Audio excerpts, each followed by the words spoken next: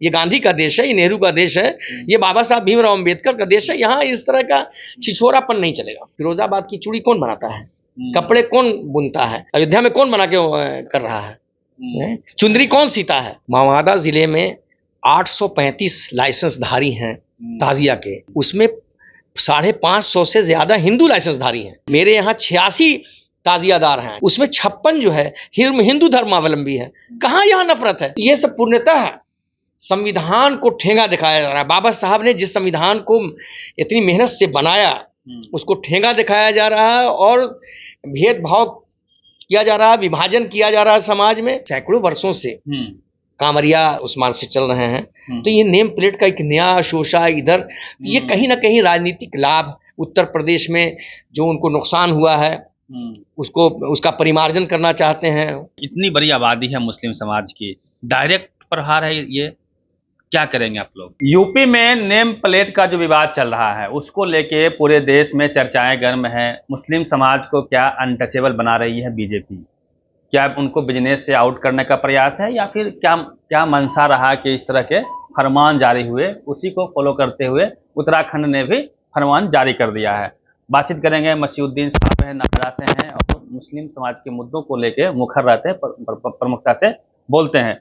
देखते हैं सर, इस फरमान को सबसे पहले उत्तर प्रदेश शासन का जो शासकीय आदेश है वो पूर्णतः छुआछूत को बढ़ाने वाला है। इससे छुआछूत बढ़ेगा। ये आदेश विभाजनकारी है और ये सांप्रदायिक है।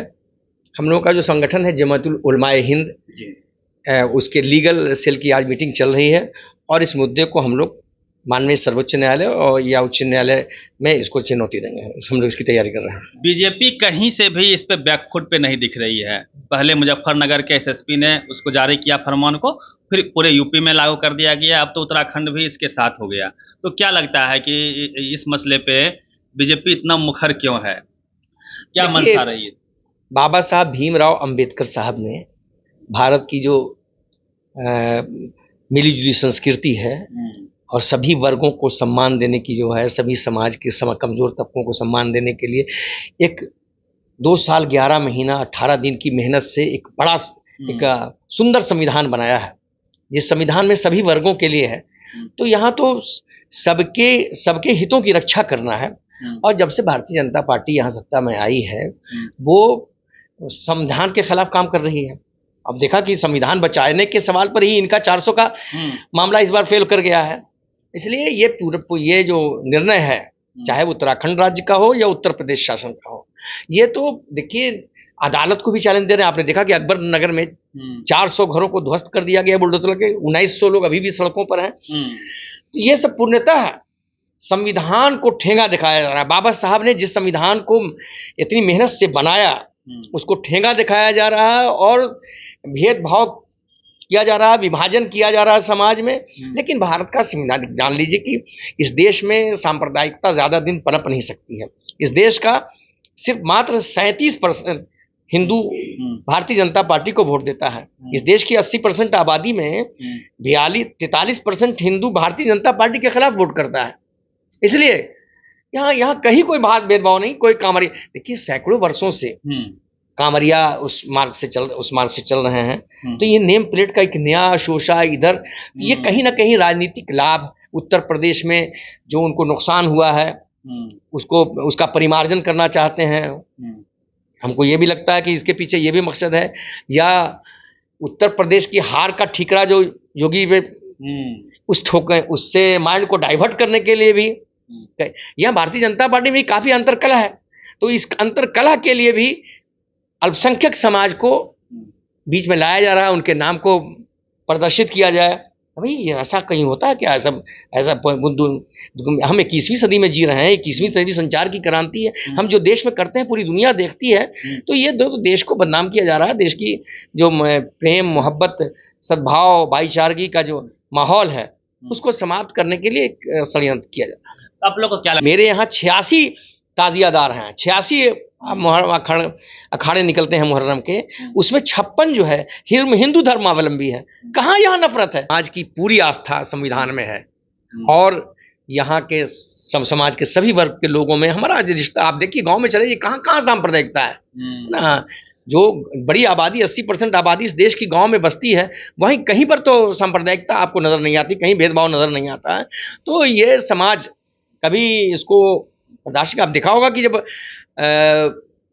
दिल्ली जो यूनियन टेरिटरी था पहले, और उसके बाद राज्य का दर्जा मिला, जब वहाँ तो हर वर्ग के लोग बोलते थे भारतीय जनता पार्टी को वोट देंगे, भारतीय जनता पार्टी की सरकार बनी, सुषमा स्वराज मुख्यमंत्री बनी, भारतीय जनता पार्टी की लंबे संत। लेकिन जब 60 रुपए किलो प्याज हो गया तो दिल्ली में भारतीय जनता पार्टी गायब हो गई। 15 साल तक कांग्रेस का महाशासन हुआ रहा वहां पे, जिसके समय में काफी इंफ्रास्ट्रक्चर का डेवलपमेंट, उसके बाद भी केजरीवाल साहब की सरकार है।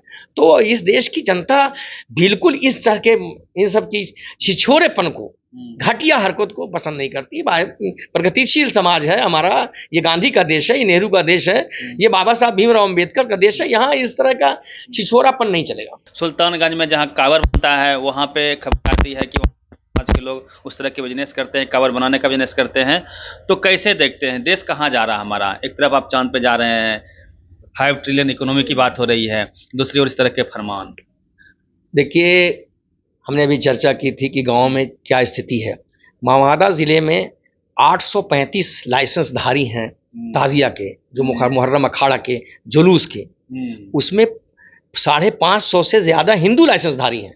मैं जिस प्रखंड से आता हूं, उसका मेरा गिरी प्रखंड नरहट प्रखंड है, मेरे यहाँ 86 ताजियादार हैं, 86 अखाड़े निकलते हैं मुहर्रम के, उसमें 56 जो है हिंदू धर्मावलंबी है। कहाँ यहाँ नफरत है? हजरत इमाम हुसैन को श्रद्धा के सुमन अर्पित करने के लिए, उनको उनके शोक में शामिल होने के लिए। और आप जान लीजिए, आपको और बता दें कि हम जहाँ मगध से आते हैं, नवादा का इलाका मगध का इलाका है, वहाँ मगही भाषा बोली जाती है। तो हमारे यहाँ मुहर्रम के महीने में वीकर सेक्शन के लोग, कमजोर वर्ग के दलित समाज के लोग झरनी शोक गीत गाते हैं, हजरत इमाम हुसैन को झरनी के माध्यम से श्रद्धा के समर्पित करते हैं। इसलिए इन सब चीजों पर नीचे लगा मानता है मुस्लिम समाज की, मुस्लिम समाज मानता है, इन पर भरोसा नहीं है। लेकिन भारत के बहुसंख्यक समाज पर अल्पसंख्यकों का काफी रिश्ता है।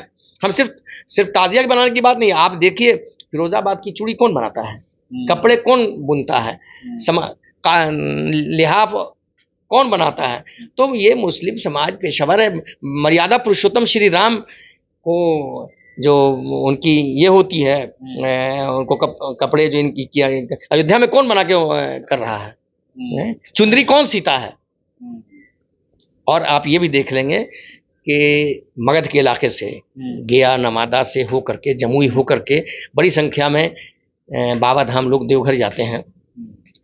मध्य प्रदेश के लोग उधर से जाते हैं, छत्तीसगढ़ के जाते हैं, पूर्वी उत्तर प्रदेश के लोग जाते हैं, और बिहार पूर्वी यूपी के भी लोग जाते हैं। और रास्ते में सभी समाज के लोग, उसमें मुस्लिम समाज के लोग पानी पिलाने का काम करते हैं, उनके चौकी लगाने का, उनके आराम करने के लिए चौकी लगाते हैं। तो ऐसा कुछ नहीं है, यहाँ इंसानियत है। मेरा पैगाम मोहब्बत है, जहां तक पहुंचे ये देश मोहब्बत से चलेगा, और मोहब्बत सारे लोगों में मोहब्बत है। इसको नफरत में परिवर्तित करने का एक सुनियोजित षड्यंत्र है, राजनीतिक लाभ के लिए, वोट के लिए।